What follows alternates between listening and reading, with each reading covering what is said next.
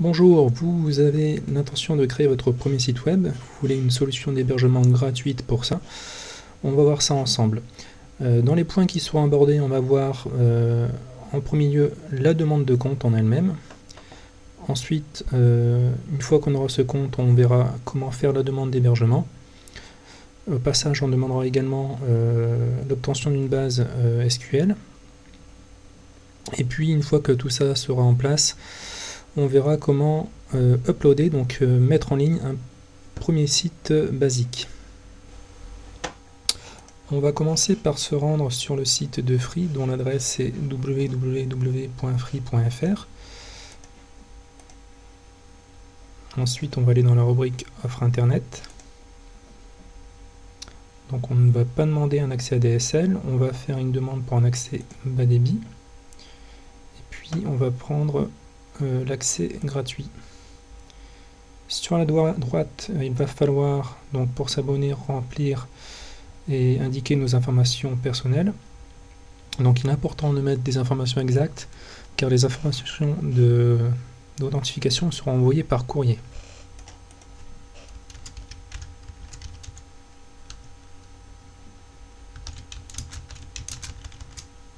Une fois vos informations personnelles rentrées, il va falloir choisir votre login.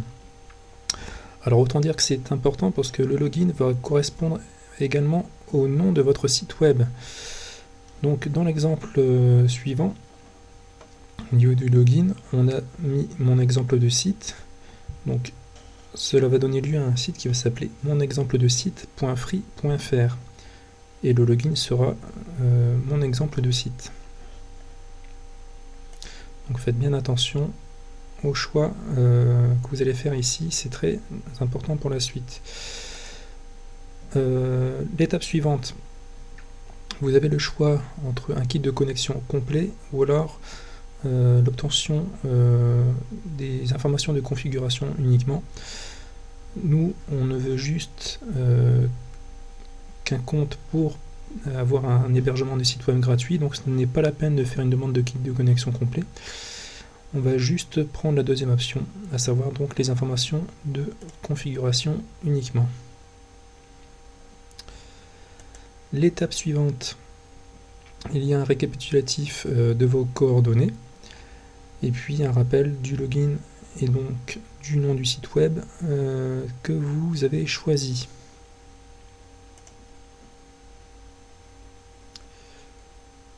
Voilà, et on passe à la validation en cliquant sur terminer et continuer.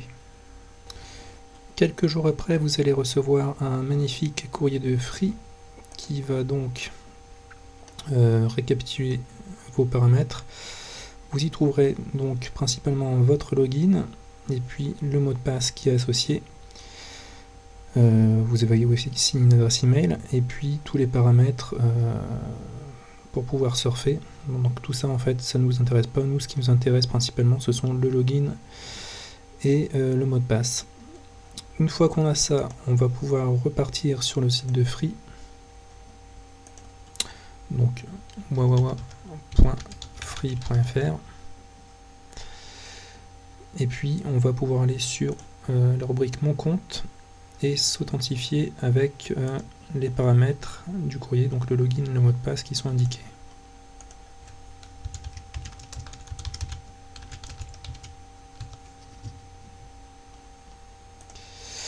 À partir de là, on va pouvoir demander l'activation des pages personnelles. Donc on va cliquer sur le lien activer votre compte pour les pages personnelles.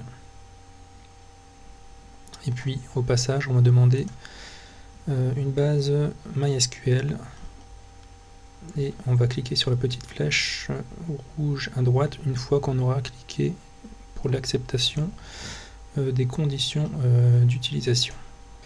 Le site de Free vous dira alors que votre demande a été prise en compte et qu'il faut patienter environ 48 heures avant de tenter une première connexion. Environ 48 heures après la demande du site, ce dernier devrait être actif et accessible. Donc on va pouvoir s'y connecter en FTP pour uploader nos premiers fichiers dessus. Il faut donc posséder un client FTP, donc c'est ce qu'on va faire en allant télécharger FileZilla sur le site de Clubic.com. Donc on va lancer notre navigateur, on va aller sur le site de Clubic qui est www.clubic.com.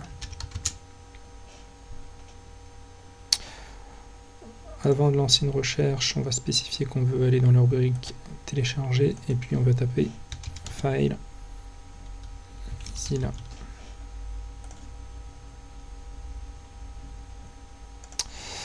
On va prendre le premier lien qui correspond à l'installation pour un PC. On va lancer le téléchargement.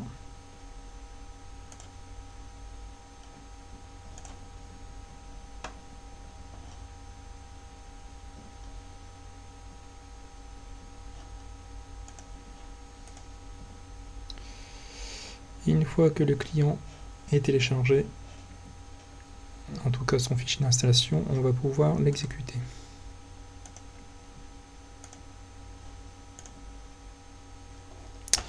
On va commencer par accepter la licence, et puis après c'est du basique.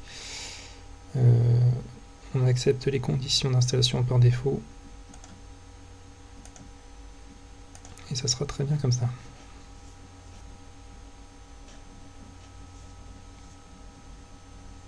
Une fois que le programme a fini de s'installer, il se propose de se lancer. Une fois que vous avez rentré votre login et votre mot de passe, vous cliquez sur connexion. Voilà. Et si tout va bien, le contenu du dossier est affiché avec succès et on voit bien sur la droite qu'on a pu se connecter au site distant.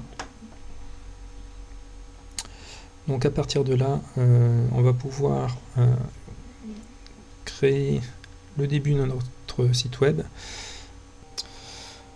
On va donc tout simplement lancer Notepad. Donc on va cliquer sur Démarrer, exécuter et on va taper Notepad. Ensuite on va faire fichier, enregistrer sous, on va cliquer sur bureau et on va appeler le fichier index.php. Donc la syntaxe est très importante, sinon le serveur de Free ne prendra pas en compte le fichier. Et puis on va être extrêmement basique, on va juste mettre en gros un titre qui va s'appeler mon exemple de site. On va mettre les balises les plus simples qui soient, à savoir la première, celle qui indique qu'on est en HTML. Donc on l'ouvre et puis on la ferme. De même, on va juste mettre un corps de message. Donc on va ouvrir la balise du corps de message qui se nomme body. Et on va également la fermer.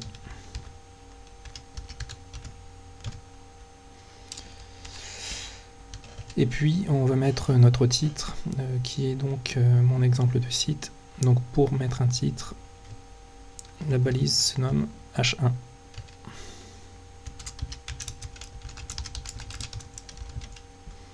Et on la ferme.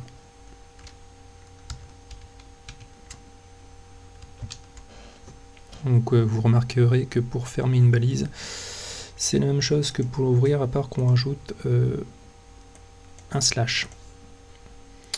Donc voilà, on enregistre notre fichier. Entre temps, notre connexion au serveur FTP s'est fermée, on va la relancer, donc on va recliquer sur le gestionnaire de site et puis on va s'y reconnecter.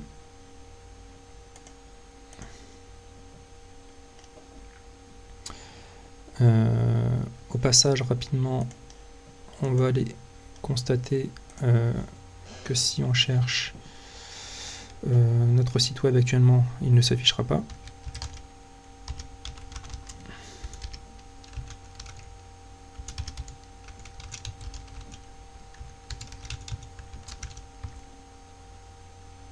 Voilà, pour l'instant il n'y a rien.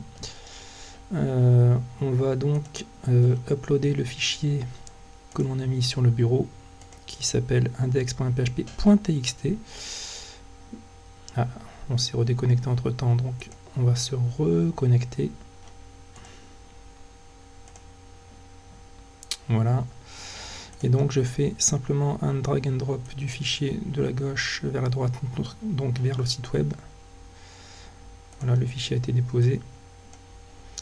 Et puis il faut que le fichier se nomme index.php obligatoirement. Donc on va appuyer sur la touche F2 et puis on va retirer le .txt qui est situé à la fin. Voilà. Et à partir de là, maintenant quand je vais aller sur le site web, si je rafraîchis la page, voilà, mon exemple de site apparaît. C'est ce qu'on avait mis en code dans le fichier index.php.